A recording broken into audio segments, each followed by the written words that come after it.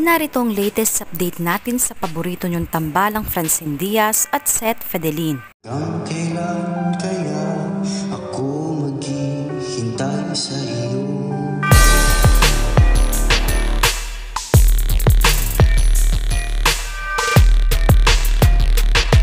Masayang nakisaya at nagbigay ng kilig si Seth Fedelin sa pagpapailaw ng giant Christmas tree sa Times Square Food Park, Araneta City. Sigawan at hiyawan ang mga tao sa Araneta nang makitang lumabas si Seth Fedelin.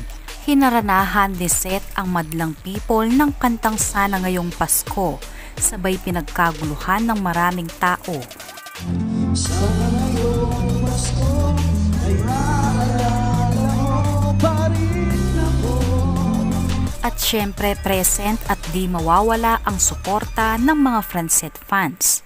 Gaano nga ba kasaya ang puso ni Seth Fedelin ngayong Pasko?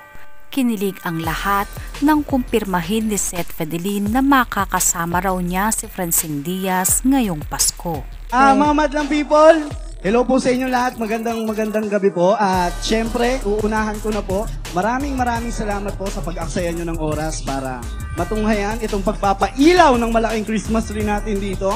At yun po, maraming salamat and Merry Christmas. Ayan, and speaking of Christmas, ayan. gaano kasaya ang puso ng isang Seth ngayong Pasko? Gusto mo yun? Masaya. Dahil masaya ka, may makakasama ka ba na malalapit sa puso mo? Meron. Oo. Sino May to? kasama ako may kasama ako magpasko. Oh, sino? Siyempre, Seth, bukod sa family, sino yung makakasama mo, man? Or family lang. Kasi ganun yung mga tao minsan, hindi naman kailangan kasama mo yung mga friends mo. Basta kasama mo yung mga family mo, okay At lang. saka yung special friend? Oo. Or, oo. Siyempre, si Francine, gano'n. Sabi ko sa'yo, wala na paligoy-ligoy pa eh. Kaya nga, dapat galing kay Seth, kaya ayaw ko. Si Francine, lalayo pa ba ako? Lalayo pa ba?